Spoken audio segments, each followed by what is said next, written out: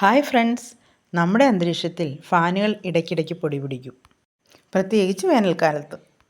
ഇപ്പോൾ മൺസൂൺ കാലമാണെങ്കിലും പൊടി നീക്കുന്നത് തന്നെയാണ് ആരോഗ്യത്തിന് നല്ലത്.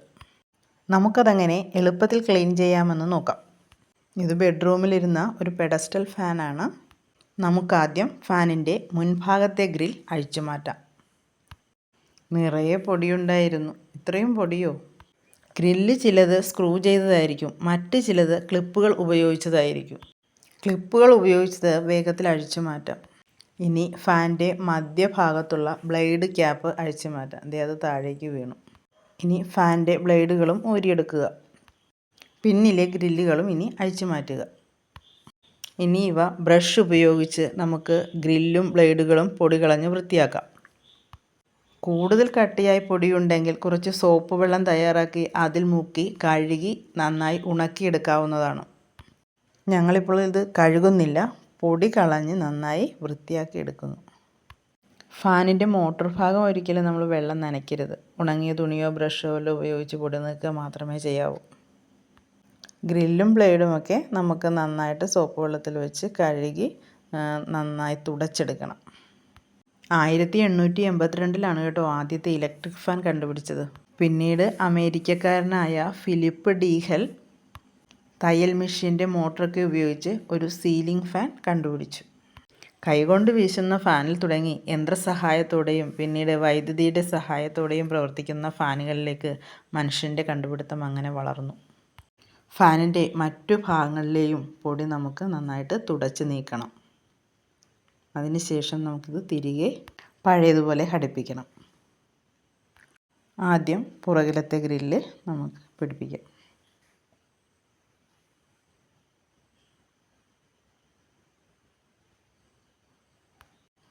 ഗ്രില്ല് നന്നായി ഉറപ്പിച്ച ശേഷം ഇനി നമുക്ക് ഇതിൻ്റെ ബ്ലേഡ് ഫിറ്റ് ചെയ്യണം.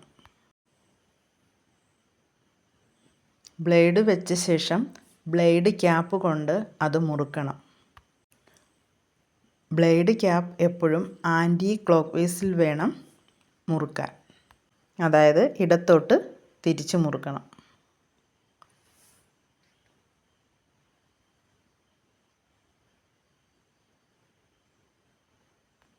ഓരോന്നും ഫിറ്റ് ചെയ്ത ശേഷം നന്നായി മുറുകയോ എന്ന് ഉറപ്പുവരുത്തണം. പൊടി പിടിച്ച് കഴിയുമ്പോൾ ഫാനിൻ്റെ ബ്ലേഡുകൾ നന്നായി കറങ്ങുകയില്ല, സ്റ്റക്കാകും മെല്ലെ മെല്ലെ. പൊടിയെല്ലാം നീക്കിയ ബ്ലേഡുകൾ കൈ കൊണ്ടൊന്ന് കറക്കി നോക്കിയപ്പോൾ നന്നായി കറങ്ങുന്നുണ്ട്. ഇനി മുൻഭാഗത്തെ ഗ്രില്ല് ഫിറ്റ് ചെയ്യണം. അതിനായി തുടച്ച് വെച്ചിരിക്കുന്ന ഗ്രില്ല് നമുക്കെടുത്ത് ഫിറ്റ് ചെയ്യാനുള്ള ഭാഗത്തേക്ക് വയ്ക്കാം.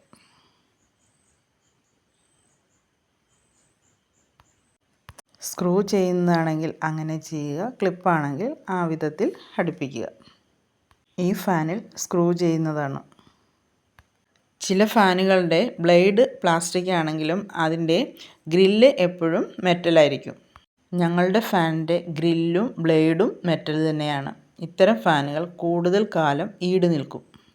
ശ്രദ്ധിച്ചിട്ടുണ്ടോ, പൊടിപടലങ്ങളുള്ള ഫാനിലെ കാറ്റ് നിരന്തരം കൊള്ളുന്ന കുട്ടികൾക്ക് വിട്ടുമാറാത്ത ജലദോഷവും മൂക്കടപ്പും ഉണ്ടാകുന്നത്? നമ്മൾ മുഖത്തിടാൻ ടാൽക്കം പൗഡർ ഉപയോഗിക്കുമ്പോൾ ഫാനുകൾ ഓഫ് ചെയ്യുന്നത് അന്തരീക്ഷത്തിൽ പടരാതിരിക്കാനും അത് നമ്മുടെ ശ്വാസകോശത്തിൽ എത്താതിരിക്കാനും അതിലൂടെ ഉണ്ടാകുന്ന അസുഖങ്ങളെ അകറ്റി നിർത്താനും സഹായിക്കുന്നതാണ്. ഇത്തരം കാര്യങ്ങൾ ശ്രദ്ധിക്കാറുണ്ടോ? കുട്ടികൾ പൗഡർ ഉപയോഗിക്കുമ്പോൾ നിർബന്ധമായും നമ്മൾ ഫാൻ ഓഫ് ചെയ്തിരിക്കണം. പൗഡർ ടിന്നെങ്ങാനും കുട്ടികളുടെ കയ്യിൽ കിട്ടിയാൽ അവർ അത് നെക്കിയും കുടഞ്ഞുമൊക്കെ നടക്കുന്നത് കണ്ടിട്ടില്ലേ? ആ സമയത്ത് ഫാൻ ഓണാണെങ്കിൽ എത്രമാത്രം ദോഷകരമായിരിക്കും.